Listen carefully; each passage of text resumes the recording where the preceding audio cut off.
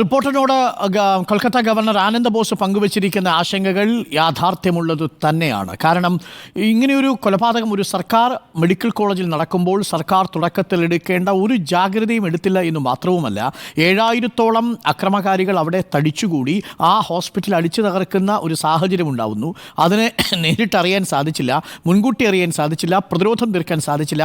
അവിടെ ഇവർക്കൊപ്പം പ്രവർത്തിക്കുന്ന ലേഡി ഡോക്ടർമാരെ അടക്കം ഈ അക്രമകാരികൾ ഭീഷണിപ്പെടുത്തുന്ന ഒരു സാഹചര്യം ഉണ്ടാവുകയും ചെയ്തു. മാത്രവുമല്ല, ഇപ്പോൾ റിപ്പോർട്ടർ TV പുറത്തുവിടാൻ പോകുന്ന ദൃശ്യങ്ങൾ അവിടെ എങ്ങനെയാണ് ഈ കൊലപാതകത്തെ ഒതുക്കി തീർക്കാൻ അവിടെയുള്ളവർ ശ്രമം നടത്തിയത് എന്നതിൻ്റെ നേർചിത്രം കൂടിയാണ്. കൊൽക്കത്തയിലെ യുവ ഡോക്ടർ, നമ്മുടെ അഭയ് എന്നാണ് കേട്ടോ ഈ യുവ ഡോക്ടർക്ക് പേരിട്ടിരിക്കുന്നത്.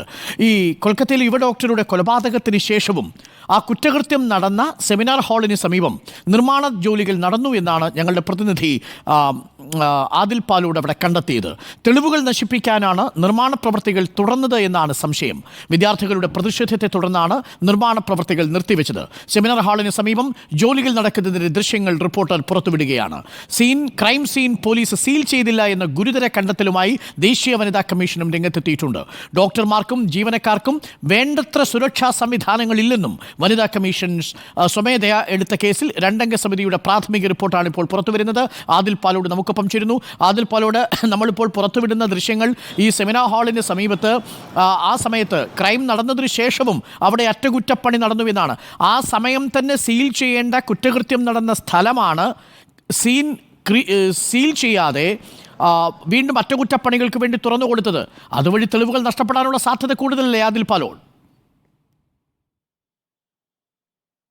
ഉറപ്പായും സംശയം വേണ്ട. ഞാനിപ്പോൾ നിൽക്കുന്ന RG-കാർ മെഡിക്കൽ കോളേജിന്റെ 4-ാം നിലയിലാണ്. ഈ കെട്ടിടത്തിന്റെ 4-ാം നിലയിലാണ് ചെസ്റ്റ് മെഡിസിന്റെ സെമിനാർ ഹാൾ ഉള്ളത്. അവിടെ വെച്ചാണ് ഈ സംഭവം കൃത്യം നടക്കുന്നത്.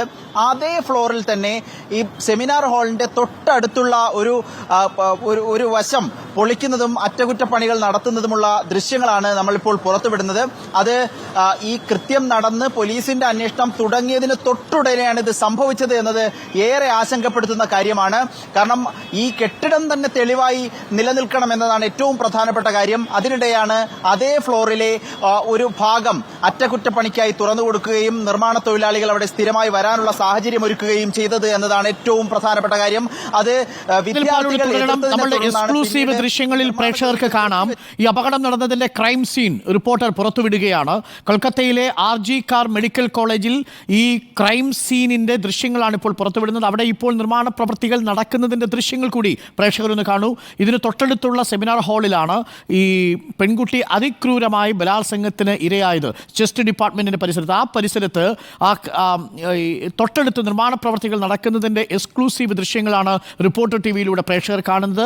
RG-കാർ മെഡിക്കൽ കോളേജിൽ കുറ്റകൃത്യം നടന്ന സ്ഥലത്തിന് തൊട്ടടുത്ത് അറ്റകുറ്റപ്പണികൾ തുടർച്ചയായി നടക്കുന്നു. ആ പ്രദേശത്തടക്കം തെളിവ് നഷ്ടപ്പെടാൻ സാഹചര്യമുള്ള എല്ലാ സാഹചര്യങ്ങളും അവിടെ ഉണ്ടായിരുന്നു. ആ തെളിവ് നഷ്ടപ്പെടുന്ന സാഹചര്യം അത് ഒഴിവാക്കാമായിരുന്നു, പക്ഷേ ഒഴിവാക്കിയിട്ടില്ല എന്ന് മാത്രവുമല്ല, ഈ കുറ്റകൃത്യം നടന്നതിന് ശേഷവും പ്രേക്ഷകർ കാണുന്ന അതാണ് സെമിനാർ ഹാൾ. ആ സെമിനാർ ഹാളിന് നേരെ ഓപ്പോസിറ്റുള്ള ഭാഗത്ത് ധാരാളം ആളുകൾ വരുന്നതും പോകുന്നതും അറ്റകുറ്റപ്പണികൾ നടക്കുന്നതും ഒക്കെ കാണാൻ സാധിക്കും. അതൊരു ക്രൈം സീനാണ്. പോലീസ് സീൽ ചെയ്യേണ്ട സ്ഥലമാണ്. അവിടെ മറ്റേ ഫിംഗർ പ്രിന്റ് ശേഖരിക്കേണ്ട ഇടമാണ്, സ്മെല്ല് ചെയ്യേണ്ട ഇടമാണ്, ഫോറൻസിക് പരിശോധന നടക്കേണ്ട ഇടമാണ്. ആ ഇടത്ത് ക്രൈം സീൻ സീൽ ചെയ്യാതെ തുറന്നിട്ടിരിക്കുന്നതിന്റെ ദൃശ്യങ്ങളാണ് ഇപ്പോൾ റിപ്പോർട്ടർ പുറത്തുവിടുന്നത്. RG-കാർ മെഡിക്കൽ കോളേജിൽ നിന്നുള്ള എക്സ്ക്ലൂസീവ് വിഷ്വലാണ് ഞങ്ങളുടെ റിപ്പോർട്ടർ വാർത്താ സംഘം ആദിൽ പാലോടും സംഘവും പകർത്തി ഇപ്പോൾ പ്രേക്ഷകരിലേക്ക് എത്തിച്ചുകൊണ്ടിരിക്കുന്നത്.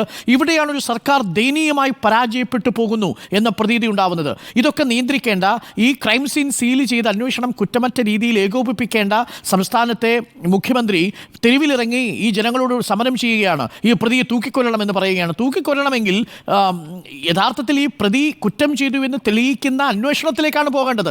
ആ അന്വേഷണം സത്യസന്ധമായി നടത്തണം. ക്രൈം സീൻ സീൽ ചെയ്യണം.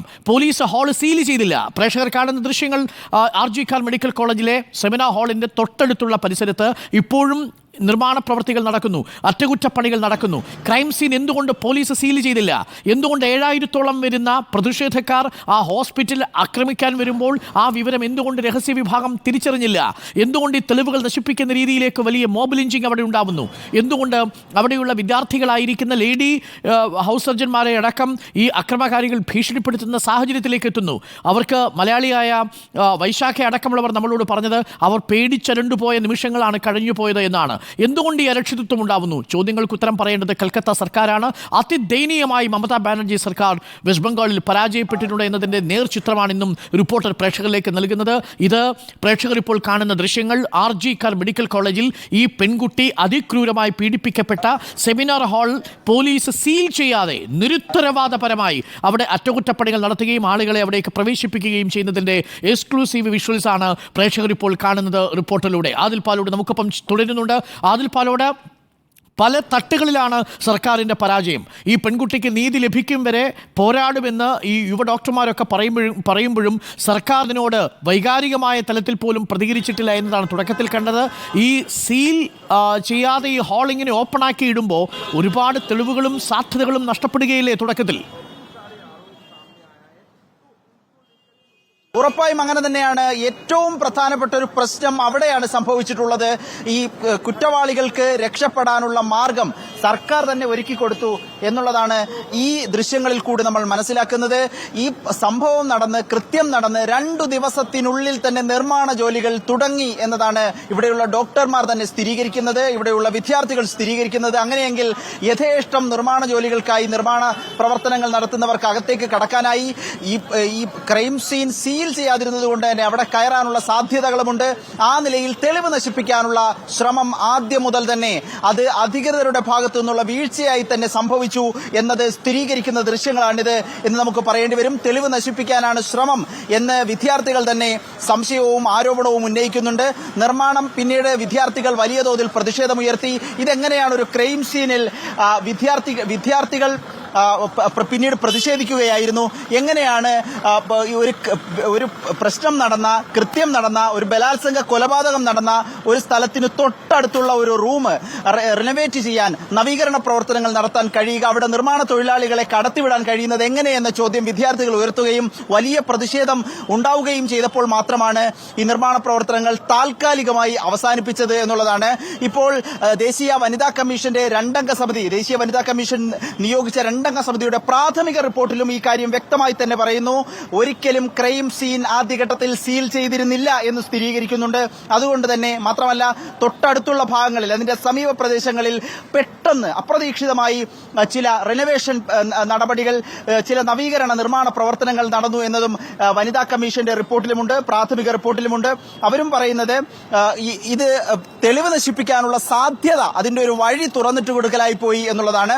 ഏതായാലും ഇത് അടിയന്തരമായി തന്നെ ഇക്കാര്യത്തിൽ CBIയുടെ ഒരു പരിശോധന ഉണ്ടാകും എന്ന് നമ്മൾ പ്രതീക്ഷിക്കുകയാണ്. നമുക്ക് തുടരാം. സമരം തുടരുമെന്ന് തന്നെയാണ് വിദ്യാർത്ഥികളും സംഘടനകളും ഇപ്പോൾ വ്യക്തമാക്കുന്നത്. IMA രാജ്യവ്യാപകമായി പ്രതിഷേധം സംഘടിപ്പിക്കുന്നു. റിപ്പോർട്ടർ പുറത്തുവിടുന്ന എക്സ്ക്ലൂസീവ് ദൃശ്യങ്ങൾ, ഈ സംഭവം നടന്ന RG കാർ മെഡിക്കൽ കോളേജിൽ നിന്നുള്ള തത്സമയ ദൃശ്യങ്ങളും എക്സ്ക്ലൂസീവ് വിഷ്വൽസുമാണ്. അവിടെ കുറ്റകൃത്യം നടന്ന സ്ഥലത്ത് സെമിനാർ ഹാളിന് തൊട്ടടുത്തുള്ള നിർമ്മാണ പ്രവൃത്തികളും റിനോവേഷൻ വർക്കും എന്തുകൊണ്ടാണ് ക്രൈം നടന്നതിന് ശേഷം ആ ക്രൈം സീൻ സീൽ ചെയ്യാതെ അത് തുറന്നിട്ട് കൊടുത്തത് നിർമ്മാണ തൊഴിലാളികൾക്കും മറ്റ് അതിഥി തൊഴിലാളികൾക്കും ആ പ്രദേശത്തേക്ക് നിർബാധം കയറിയിറങ്ങാനുള്ള അവസരം ഒരുക്കി കൊടുത്തത്? തെളിവുകൾ നശിപ്പിക്കപ്പെടുന്നത് പോലെ എന്തുകൊണ്ടാണ് ഈ അനാസ്ഥ കാട്ടിയത്? മൃതദേഹം കാണുമ്പോൾ തന്നെ അതിൽ ക്രൂരമായ പീഡനം നടന്നതിൻ്റെ ലക്ഷണങ്ങൾ ഉണ്ടായിരുന്നിട്ടും അത് ആത്മഹത്യയാണ് എന്ന് വരുത്തി തീർത്തതുകൊണ്ടാണ്. പ്രിയപ്പെട്ട പ്രേക്ഷകരെ, നിങ്ങൾ ആലോചിച്ച് നോക്കൂ.